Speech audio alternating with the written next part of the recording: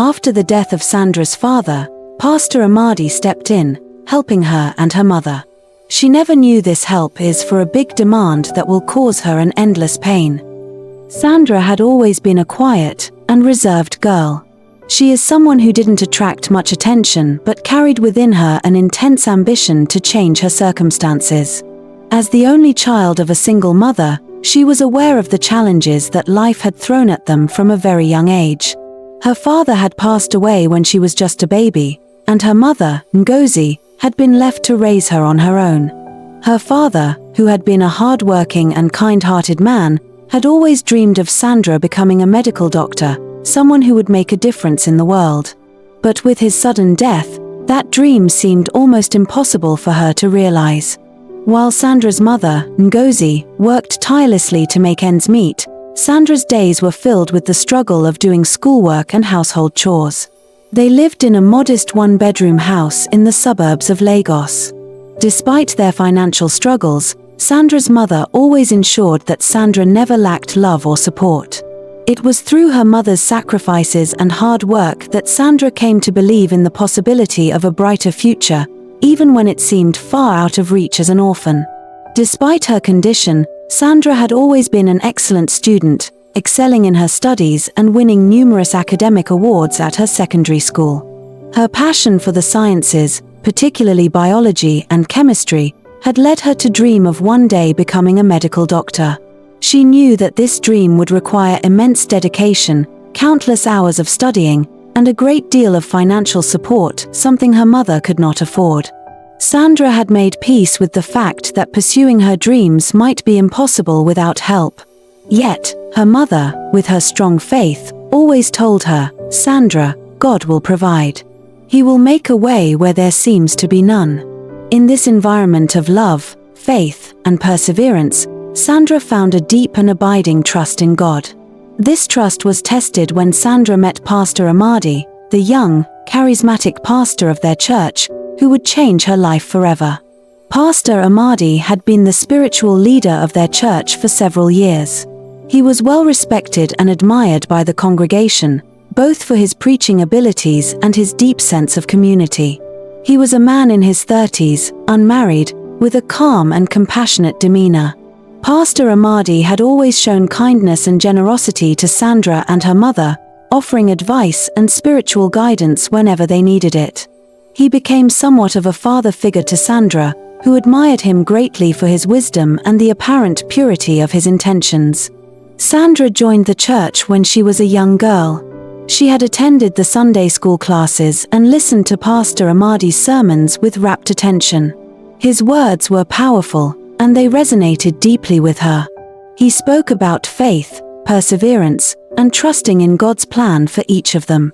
For Sandra, this was more than just a church. It was a place where she felt safe, where she could hear the truth, and where she could seek comfort in the midst of her struggles. It was one particular Sunday after a long and exhausting week at school that Sandra's life took an unexpected turn. Pastor Amadi had announced during the service that Sandra, due to her exceptional academic performance in her senior secondary school examinations, would be sponsored by the church to pursue a university education. The congregation erupted in applause, and Sandra's heart swelled with gratitude and disbelief. It was the answer to her prayers, and to the dreams her father had for her before he died. The church's financial support would remove a major obstacle from her path, and she could finally begin to imagine a future where she became a doctor to help treat the poor in her community. Her mother, Ngozi, was overwhelmed with joy and couldn't hold back her tears of gratitude. Sandra, too, felt an overwhelming sense of relief. For the first time, the burdens that had weighed on her seemed to lift. This gesture from Pastor Amadi and the church was a turning point in their lives, and believed it was God's grace and provision that would change their life for good. Sandra's heart brimmed with excitement as she could now envision herself taking the next step toward becoming a doctor. "I knew God would provide. We have been faithful to God despite our condition," her mother whispered, holding her tightly. The announcement had made Sandra feel as if the weight of the world had been lifted off her shoulders. For so long, she had feared that her dreams would remain just that, dreams. But now, with the church offering its support, Sandra felt as God had finally intervened directly to ensure her dream is achieved. She was ready to embrace this new chapter of her life, with the university scholarship representing not just an educational opportunity but a pathway to fulfilling her late father's dream and make him proud. As Sandra sat in the church that Sunday, listening to the sweet hymns and the prayers of gratitude, she felt a renewed sense of hope. Her mother's voice echoed in her head, "God will provide." In that moment, Sandra fully believed that God was indeed providing for her, and her future felt more certain than ever. The days following the announcement passed quickly. Sandra spent time at home, still excited of her future and feeling the warmth of her mother's love and pride. Pastor Amadi had been more than generous in his support, helping Sandra with the registration for her university entrance exams. He had even offered to assist Sandra with her tuition fees, ensuring that everything was in place for her to pursue her dream of becoming a medical doctor. But amidst the joy and anticipation of a bright future, Sandra had no idea that this act of kindness would soon lead into something much she never imagined. She had always trusted Pastor Amadi, relying on his spiritual guidance and advice for many important decisions in her life. She saw him as a mentor, a man of God who cared deeply about the well-being of his congregation, especially those like her who had lost everything and had nothing else to turn to. "I'll make sure everything is set for you," Pastor Amadi had said during their last conversation at church. "Your future is in good hands." After the church service that Sunday, Sandra's heart was lighter than it had ever been. She could still feel the warmth of the congregation's applause, still hear the echo of Pastor Amadi's words as he announced the church's sponsorship of her university education. The promise of a brighter future felt tangible, almost within reach, as though all the hardships of the past had been leading to this moment. She had always trusted Pastor Amadi, who had been a steady presence in her life, a spiritual leader and father figure who had guided her through her struggles. Now, he was the one who had given her this opportunity, a chance to break free from the cycle of poverty and to make something of herself. The next day, Sandra's mother had gone to work, leaving Sandra at home to reflect on the events of the previous day. She sat at their small dining table, staring at the letter confirming her university acceptance, the scholarship details already arranged by the church. She smiled, imagining what it would be like to walk onto a campus, wearing the white coat of a medical student, fulfilling her father's dream. In the midst of her daydreams, she heard her phone vibrate. She picked it up, seeing that it was a message from Pastor Amadi. "Sandra, please come to my house later today. I need to speak with you about the scholarship details. It's very important. Please come after your Bible class." Sandra read the message several times with her heart pounding in anticipation. Pastor Amadi had been so kind, so supportive of her and her mother, and she couldn't imagine what could be so urgent. Was there more to the scholarship? Was there something else she needed to do to prepare for the next steps? The thought filled her with both excitement and nerves.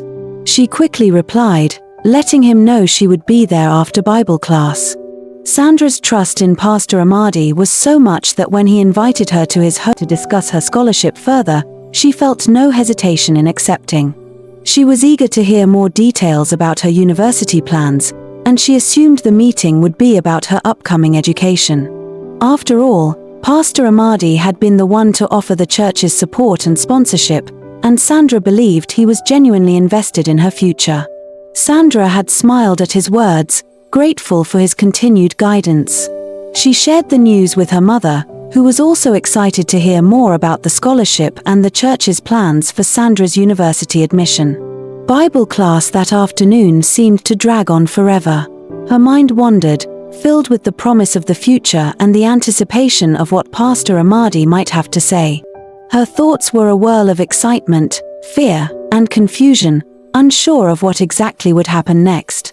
She could not have known that this would be the moment when her life would take a terrible, irreversible turn.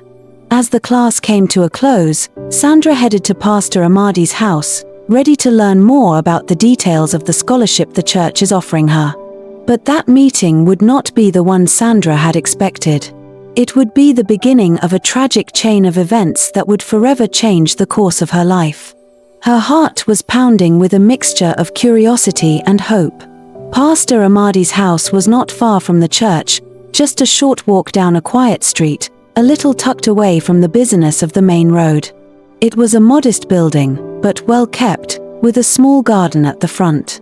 The church had helped Pastor Amadi in many ways, and his home was a reflection of the care and support he had received from the congregation. Sandra approached the door, took a deep breath, and knocked. The door swung open almost immediately, and Pastor Amadi stood there, dressed in his usual casual attire, smiling warmly. "Sandra, welcome. I'm glad you could make it," he said, smiling. Sandra returned his smile, her nerves easing slightly.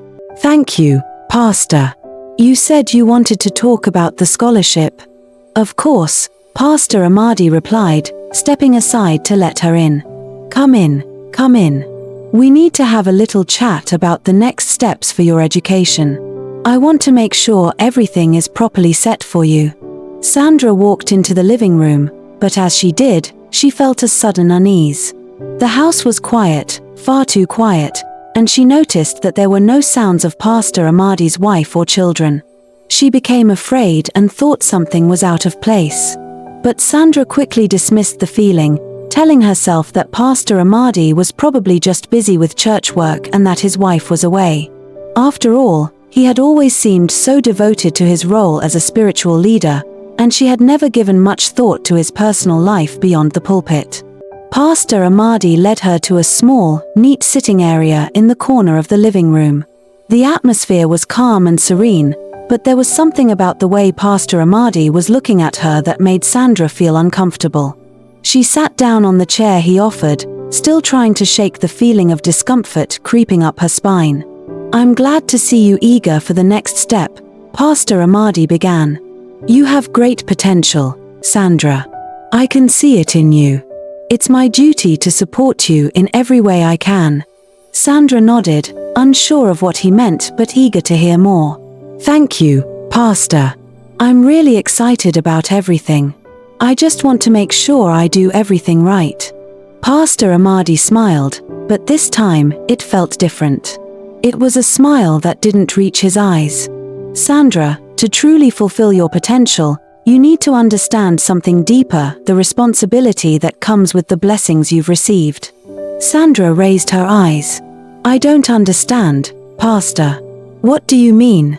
The pastor stepped closer to her. His presence was now overwhelming, and Sandra's fear grew. "I mean, Sandra, to fully receive God's blessings, you need to understand the importance of obedience. Obedience to me, as your spiritual leader." Sandra's heart began to race. There was something in his tone, something unsettling, unlike the Pastor Amadi she knew. She had always seen Pastor Amadi as a man of God, helping people find their way to salvation. But now, his words felt strange, and she couldn't understand what was happening. "I want something from you, Sandra. I want you to be my second wife." Sandra froze. The words hit her like a thunderstrike. She felt her blood run cold, and her body stiffened as she tried to make sense of what her spiritual father had just said. Her mouth opened, but no words came out. She stared at him, eyes wide in disbelief. What are you talking about, Pastor?" she stammered, her voice barely a whisper. I don't understand. You're married. You can't be serious." Pastor Amadi sat beside her on the couch, his eyes locking onto hers with intensity that made her heart beat faster. He leaned closer, his breath warm against her ear as he whispered, "I'm serious, Sandra. You're special to me. You have so much potential, and I want to help you realize it through me. You can be my second wife. I'll provide for you and help you with your education. You'll never have to worry again. Just think about it." Tears welled up in Sandra's eyes, and she quickly stood up, stepping away from him. "No, Pastor," she said firmly. "I can't. I won't. I don't care about anything else but my education. This is wrong." The pastor's expression changed, and for the first time, Sandra saw something cold and calculating behind his eyes. He stood up as well, stepping toward her. "You don't understand, Sandra," he said, his voice now hard. "I've been helping you all along, and now it's time for you to repay me. All I'm asking for is something small. Something that will make everything else possible. You'll get the education you deserve. I'll make sure of it." Sandra shook her head, her voice trembling. "No, Pastor, I won't do it. I can't. It's not right. Please, let me go." He stepped back, his face softening as if hiding the anger in his eyes. "Very well, Sandra. You've made your choice. But remember this, everything you've received, every blessing, has come through me. You will never forget that." Sandra stood frozen, trembling as she tried to process what had just happened. Pastor Amadi turned to walk away, but before he did, he picked up a glass of cold juice from the kitchen and handed it to her. "Drink this, Sandra," he said, his voice smooth again. "It will help calm you down." Her mind was pounding, and despite her mind telling her not to trust him, Sandra felt an inexplicable urge to obey. She took the glass with her hands shaking as she lifted it to her lips. Sandra's greatest mistake was accepting the drink from a man who had just shown he was not whom she had thought. It was only after the first sip that a sharp sensation filled her throat. The room seemed to spin, and she realized, too late, that she had made the wrong choice. Minutes felt like hours after Sandra took the drink. She had drunk it out of obedience, trusting that the pastor, who had been so kind and supportive, wouldn't harm her. But as she swallowed the last sip, a strange feeling crept over her. The cold juice soothed her stomach, but then, a strange icy feeling filled her. A sharp pain shot through her chest. She instinctively placed a hand over her heart, but the pain grew. Sandra knew something was wrong, but had no idea what it was. Pastor Amadi stood across from her, watching her with an intensity that scared her. There was something in his eyes now, a look of quiet satisfaction, as if he had won some unspoken victory. Sandra felt confused and scared, trying to make sense of it. She stood up quickly, but the room started to spin. She grabbed the table to stop herself from falling. Pastor Amadi didn't seem to notice her distress. He moved closer, his presence was overwhelming, heightening Sandra's tension. He stretched out his hand to her, but this time, there was no warmth in his gesture. "You're a strong girl, Sandra," he said softly, his voice dark. "I knew you would be. But I had to test you, to make sure you wouldn't fall for temptation." Sandra looked at him, confused and frightened. "Test me," she repeated, her voice trembling with disbelief. "What are you talking about, Pastor? I had to see if you would be obedient. If you would accept my guidance fully. The scholarship, the support, those are part of the plan. You were always meant to be mine." "No, Pastor. I don't understand. You're married. This is wrong. You are beautiful, Sandra. I've watched you grow, and I know your potential. But potential isn't enough. You need a man to help you realize it. I will help you. I will shape your future. All you have to do is be mine. That's the price of the blessings you've received." Sandra took a shaky step back. She tried to steady herself, but the dizziness was growing. Her head spun, and her vision blurred. The taste of the cold juice lingered, and her stomach twisted with dread. "No," Sandra whispered again, her voice cracking. "I can't do this. I won't be your second wife. I won't." She was cut off as Pastor Amadi suddenly moved forward, grabbing her wrist tightly. The fear surged through her, making her heart pound painfully. She tried to pull away, but he held her firmly. "You'll learn, Sandra," he said, his voice now hard. "You'll learn that there's no way out of this. I hold your future in my hands. I've given you everything, the scholarship, the support. All you have to do is give me what I want." Sandra's body felt like it was no longer hers. The dizziness was unbearable now, and her limbs felt weak. Her stomach churned with nausea as she tried to fight against the pain growing inside her. Looking up at him, her heart broke. How could this be happening? How could the man she trusted, the one who promised to help her, do this to her? I won't do it. I don't care about the scholarship. I don't care about anything but my dignity. This is wrong. You're wrong, Pastor, and this isn't what you've been preaching to us. This isn't what the Bible says. Pastor Amadi's face hardened. He became very angry, but it quickly faded, replaced by a calm, pitying expression. You think you have a choice, Sandra, he said, his voice low and cold. You think you can just walk away. But I'm telling you, you don't. You're already in too deep. You owe me, and I'll make sure you understand that. Sandra's legs gave way, and she collapsed onto the couch, gasping for air. The room closed in on her, and her vision blurred. She clutched her chest, gasping for air, as the sharp sensation worsened. It felt as though her very essence was draining away. Pastor Amadi watched her for a moment, then turned to the kitchen. Sandra could barely make out his movements through the haze. He returned with another glass of cold juice, his face serene, as if nothing had happened. Drink this, he said, handing it to her. It will help you relax. You'll feel better. She didn't trust him. Her gut screamed at her not to accept anything from him again. But the dizziness was growing worse. She could barely hold her head up.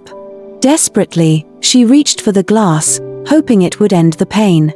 But as the liquid touched her tongue, the world shifted. Coldness rushed over her, her limbs grew heavy, and her skin became pale. She drank it all, the bitter taste remaining. For a moment, there was silence. Then, the pain came, an excruciating ache in her chest, her bones aching as though being ground to dust. Pastor Amadi stood over her, watching as she writhed in agony, tears streaming down her face. It's too late for you, Sandra, he said softly. You've made your choice. You've sealed your fate. Sandra couldn't respond. The pain was unbearable, and all strength had faded. But as she struggled to hold on to consciousness, one thought echoed in her mind: I have to get out of here. She couldn't let him control her life, her body, her future. You see, Sandra, Pastor Amadi continued, I had to make sure you were worthy. You passed the test, but you also failed. I had to know if you could handle the pressure. And now, I know you can. You'll be part of this church. You'll help us in ways you can't imagine yet. I'm sorry, Sandra, he said, his voice almost tender. But I had to do this. I had to know if you could be the one. And now you are. You will be part of my plans. In her worst state, Sandra struggled to walk home. When she arrived, her mother hadn't returned. She took a painkiller and went to bed, hoping to feel better when she woke up. She was a bit relieved when her mother came back and woke her up. She couldn't tell her mother what transpired between her and Pastor Amadi and only told her the pastor gave her forms to fill when she went there. She was afraid her mother would never believe her because of how the pastor had been good to them. She knew no one would believe her story and rather decided to keep quiet while praying for the pain to go away. The days that followed Sandra's meeting with Pastor Amadi were filled with a growing sense of fear that stayed with her every day. It was like a dark cloud that followed her everywhere. At first, she tried to convince herself that the persistent pain and dizziness were just a result of stress. After all, she had been under a lot of pressure, dealing with the excitement of her scholarship and the weight of her future. In her blind trust, Sandra still refused to link the persistent stomach ache and pains in her bones to the juice Pastor Amadi gave her when she visited him, and think after all no one would believe her story.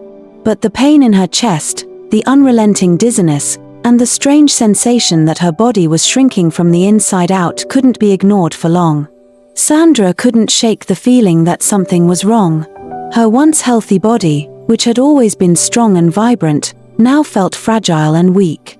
Every time she tried to stand up or move, her legs would wobble beneath her, and she would have to sit back down quickly, fighting the nausea that seemed to rise within her at the slightest movement. The sensation in her chest was constant, a heavy weight pressing down on her ribcage, and her skin had taken on a pale, ashen hue that she couldn't explain. She tried to keep her fears to herself, not wanting to burden her mother, but the worsening pain couldn't be ignored. One evening, as she sat in the dimly lit corner of their small home, clutching her stomach, she knew something was terribly wrong. Her once healthy appetite had disappeared, and she had lost so much weight in such a short period that her clothes began to hang loosely on her frail frame. The worst part was the confusion that came with it all. Every doctor she saw gave her a different diagnosis. They all told her the same thing: there was nothing physically wrong with her. All her tests came back normal, yet her body continued to waste away. It was as if the very life force within her was being siphoned, and there was no answer to explain why. Her mother, Ngozi, had been her constant support and her rock. She had noticed the gradual change in Sandra, the way her daughter had become increasingly withdrawn, the way she had stopped laughing and playing like she used to. But Ngozi couldn't bring herself to acknowledge the severity of the situation. She refused to believe that her daughter, the bright young woman with the world at her feet, could be slowly dying right before her eyes. Yet, every day, Sandra seemed to grow weaker, her once sparkling eyes now dull and hollow, her skin now pale and sagging. "Sandra, you need to eat something," Ngozi would plead, her voice filled with a mix of concern and desperation. "Please, eat. You're getting too thin. Your body needs strength to fight whatever this is." But Sandra couldn't bring herself to eat. The nausea never stopped, and the thought of food made her stomach churn. The only thing that seemed to ease the sharp pain was lying still, unable to do anything but wait for the next wave of dizziness to pass. Every time it did, she felt more and more like a prisoner in her own body. As she now remained constantly at home, Sandra would stare out the window at the world beyond, a world that once seemed so full of promise for her. She thought of her dreams of becoming a doctor, of walking across the stage to receive her degree, of being the one to make a difference in the world. But now, those dreams felt so far away, like they were someone else's story, someone else's life. Sandra wasn't sure how much longer she could endure this. One evening, as Sandra lay in bed, her mother sitting beside her, she finally spoke. Her voice was weak, but there was a determination in her words. "Mama, I don't think I'm going to make it. Something is happening to me. I don't know what it is, but I can feel it. My body is betraying me. It's like I'm dying." Ngozi's face twisted in horror, and she immediately reached for Sandra's hand, squeezing it tightly as tears welled up in her eyes. "No, no, my child, don't say that. Don't say such things. You're strong, Sandra. You'll get through this. We'll find a solution, I promise you." Sandra looked at her mother with hollow eyes. "Mama, I've been to so many doctors. They all say the same thing: nothing is wrong with me. But my body is. I feel it, Mama. I'm not the same. And I can't stop it." Her mother was silent for a long moment, and then she spoke, her voice trembling.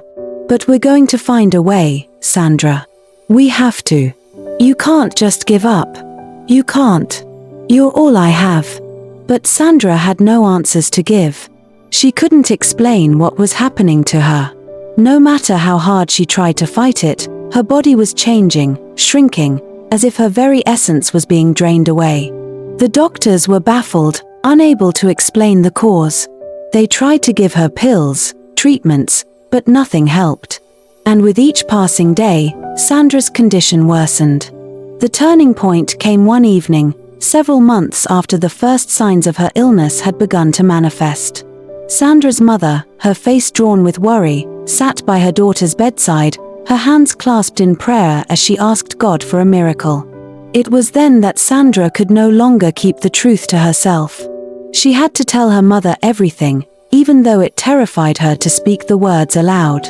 "Mama," Sandra said, her voice barely a whisper, "I think I know what happened. I think I know what's causing this."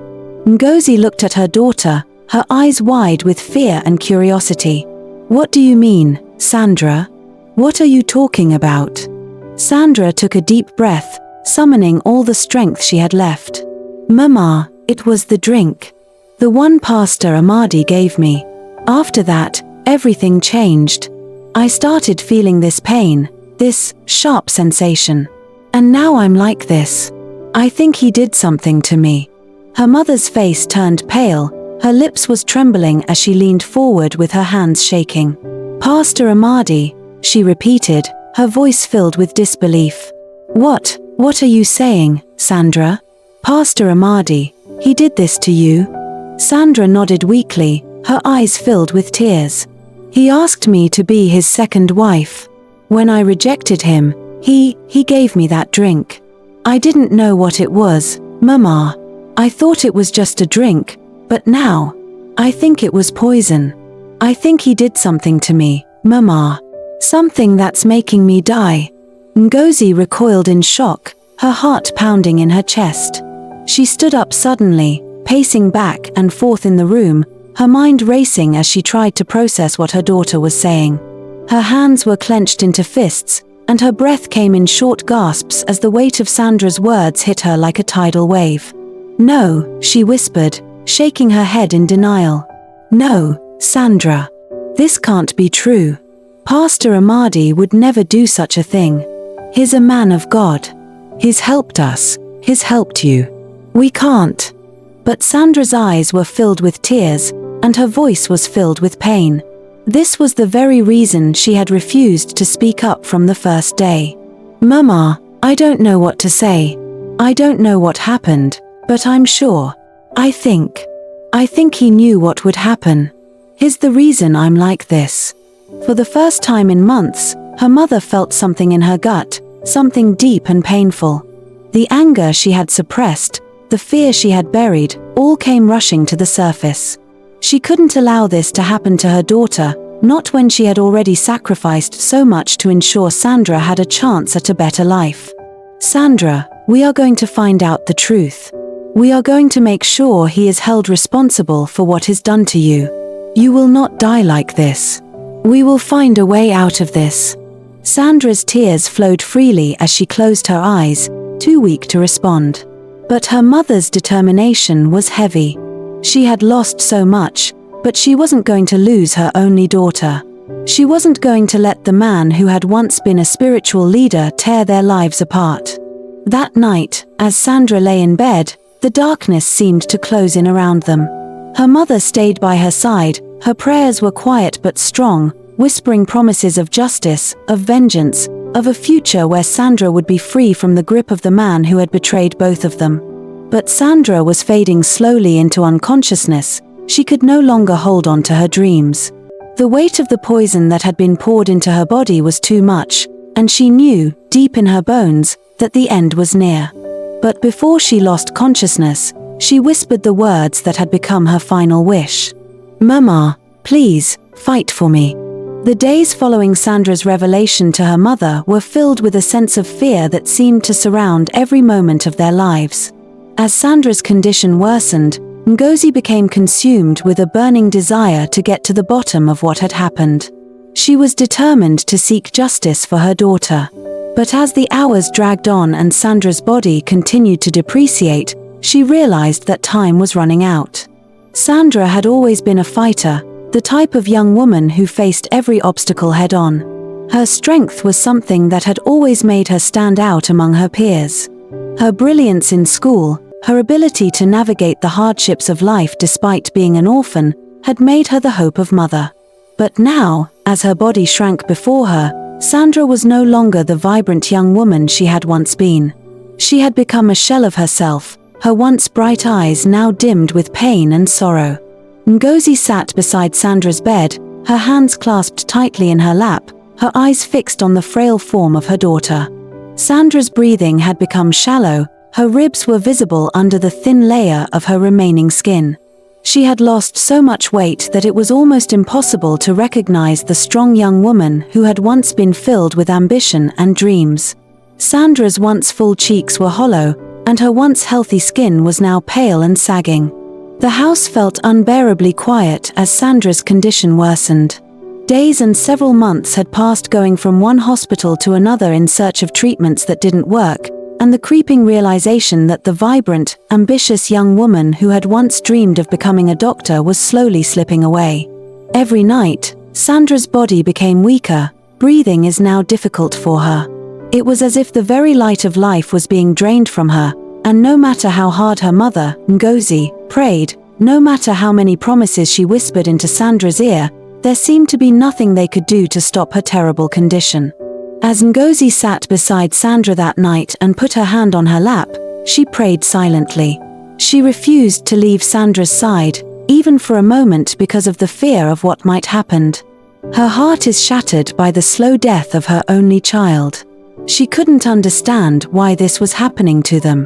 Why was Sandra, who had been such a bright, determined young woman, being taken away from her? What had happened to the girl who had once promised to become a doctor and make a difference in the world? The doctor had visited again that morning.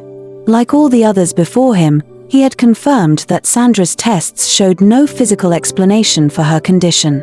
No one could understand what was happening to her. But as her mother watched her daughter fade away, it became clear that whatever was taking her life, it wasn't just an illness. It was something darker, something far more sinister. Sandra's eyes fluttered open, and she turned her head to face her mother. Her voice was barely a whisper, but there was a calmness to it that surprised Ngozi. "Mama," Sandra said, her voice was weak, "I'm so sorry. I'm sorry for everything. I didn't want this. I didn't want to leave you." Ngozi's heart shattered at the sound of her daughter's voice. She leaned over, brushing the damp hair from Sandra's forehead and kissing her lightly. "Oh, my child, you have nothing to be sorry for," she whispered, her voice thick with emotion. "You've been nothing but a blessing to me. It's not your fault. It's not your fault." Sandra tried to smile, but the effort left her breathless. "I wish I could have done more, Mama. I wish I could have fulfilled my father's dream. I wanted to be a doctor, I wanted to help people, but now, I feel like I've failed." "No, Sandra," her mother said, her voice shaking. "You haven't failed. You are my miracle, my angel. You have always made me proud. No matter what happens, you will always be my shining light. I love you." Tears welled up in Sandra's eyes, but she couldn't hold them back. She closed her eyes briefly, her body was shaking as if it had been struck by an unseen force. The pain that had been biting her for so long now consumed her completely, and she could feel the end drawing near. Every breath became harder to take, and every movement felt like an immense struggle. "Mama," Sandra whispered, her voice was weaker than ever, "please, promise me that you'll fight for me. Promise me you'll make sure Pastor Amadi never hurts anyone again." Tears streamed down Ngozi's face as she leaned closer to her daughter. "I promise, Sandra. I promise. I will make him pay for what he did to you." On the night Sandra finally passed away, Ngozi was sitting by her side, holding her daughter's frail hand. She had been praying softly, as she had done every night since Sandra's illness started. She whispered, "Sandra, please don't leave me. I can't live without you. You are my only child. You are my everything." But as the words left her lips, there was silence all over the room. Sandra was struggling to breath.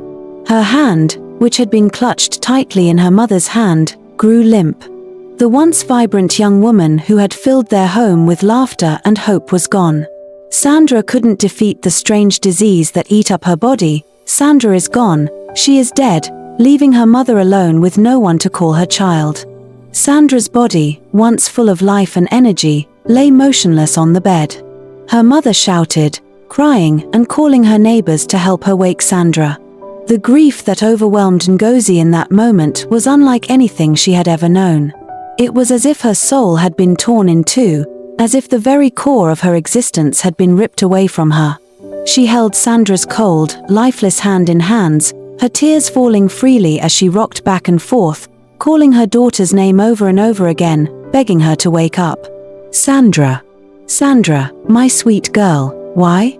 Please, wake up, don't leave me alone, we will continue to fight together." She called and begged Sandra to wake up several times, but there were no answers. Just the unbearable reality that her daughter, her only child, was gone. There was nothing that could bring her back. Nothing that could undo the damage that had been done. And yet, amid the overwhelming sorrow, something else stirred within Ngozi. The desire to fight for her daughter because she knew her death wasn't just BH accident. Sandra had been poisoned. She had been betrayed by the one person who had promised to help her. Pastor Amadi, the man who had claimed to be a spiritual leader, the one who had promised to guide Sandra to a better future, had been the one to destroy her. As the hours passed and the reality of Sandra's death began to sink in, Ngozi made a vow to her daughter's lifeless body. "I will make sure Pastor Amadi pays for this," she whispered through her tears. "I will make sure he pays for what he did to you. I will not rest until justice is served."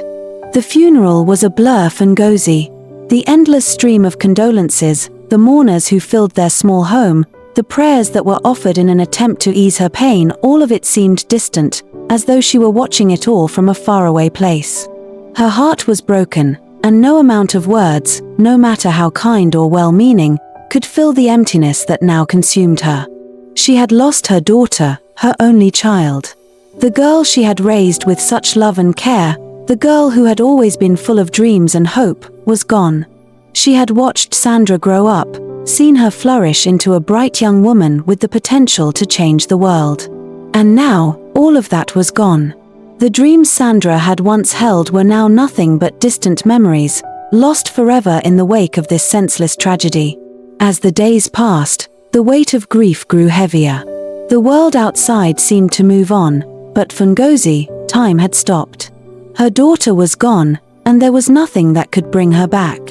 Yet, amid her sorrow, there was an unyielding determination growing within her, a determination to ensure that Sandra's death had not been in vain. Pastor Amadi had to be held accountable.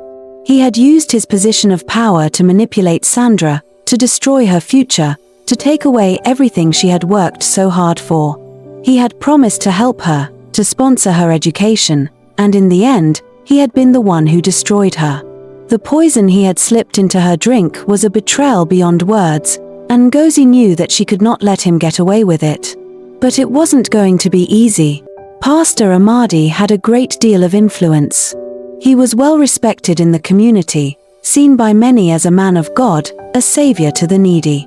He had helped countless people with his generosity, had given speeches that moved his congregation to tears. He thought of taking him down, of exposing his dark side of him, seemed impossible. Who would believe her?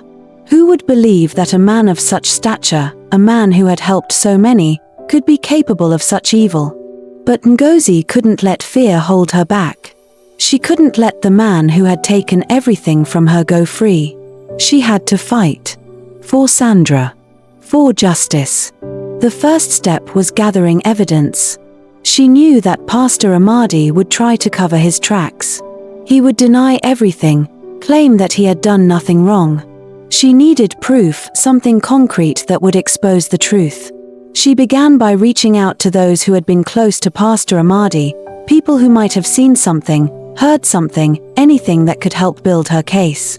She went to the church, speaking to members of the congregation, asking if they had noticed anything strange or unusual in Pastor Amadi's behavior. Yet the responses were always the same. Pastor Amadi was a good man. A man of God. No one could believe that he could do such a thing. But Ngozi didn't give up. She got the service of a private investigator who works for human rights organization and ready to work for free for her for Sandra to get justice. She believed that's the only way to dig deeper, to get the information she needed to bring Pastor Amadi to justice. She knew it wouldn't be easy. She knew that she would have to fight against the very system that had elevated him to such a high status. But she couldn't stop. She couldn't let Sandra's death be swept under the rug. He had to make sure that no other young girl would fall victim to Pastor Amadi's manipulations. Weeks turned into months, and the investigation slowly began to uncover the dark truth about Pastor Amadi's secrets. It was revealed that he had been involved in several similar incidents, where young women who trusted him had been taken advantage of, their lives destroyed by his promises of a better future. Yet the evidence had always been buried, hidden behind a veil of lies and deceit. Now, with the truth coming to light, Pastor Amadi's carefully constructed false identity was beginning to crumble. One day, Ngozi received a call from the private investigator. "We've found something," he said. "Something that will bring Pastor Amadi down. We've got him." The feeling that washed over Ngozi in that moment was indescribable. Relief. Triumph. But above all, it was the beginning of justice. Her daughter's death had not been in vain. She had fought, and she had won. The day Pastor Amadi was arrested was the day that Ngozi felt Sandra's presence the most. It was as if her daughter's spirit was with her, watching from above, guiding her hand. As Pastor Amadi was led away in handcuffs, his face contorted in anger and disbelief, Ngozi stood, her heart swelling with anger and a sense of victory. He would pay for what he had done. For Sandra. For all the girls he had hurt. For the families he had destroyed. Pastor Amadi was charged to court by the police because of weighty allegations against him. The courtroom was filled with people who had once admired Pastor Amadi, people who had stood by him through thick and thin. But now, they were silent. The evidence against him was overwhelming, and as the trial unfolded, the truth came out in its full, horrifying detail. Pastor Amadi's manipulations, his lies, and the poison he had given Sandra were all revealed for the world to see. He knew it was the end of the road for him. Pastor Amadi confessed to have committed the crimes but blamed it on the devil, and said he was misled by the devil. He pleaded for forgiveness from Sandra's mother and begged the judge to temper justice with mercy because of the congregation he is leading. The moment the guilty verdict was read, Ngozi felt a mixture of emotions. There was relief, yes, but there was also a profound sadness. The pain of losing Sandra would never go away. No sentence, no matter how long, could bring her daughter back. But in that moment, Ngozi knew that Sandra's death had served a greater purpose. It had exposed the truth. It had brought justice. And for that, Sandra had not died in vain. The people realized Pastor Amadi was never a true man of God, he was only using the church to cover up his evil. The young women also learned a lesson that no matter how someone appeared to be religious, you need to be careful and never trust anyone completely and learn to draw limits and speak up when it matters most. If you like this story, comment, subscribe and turn on the notification icon for more interesting stories. I will like to read your view about this story.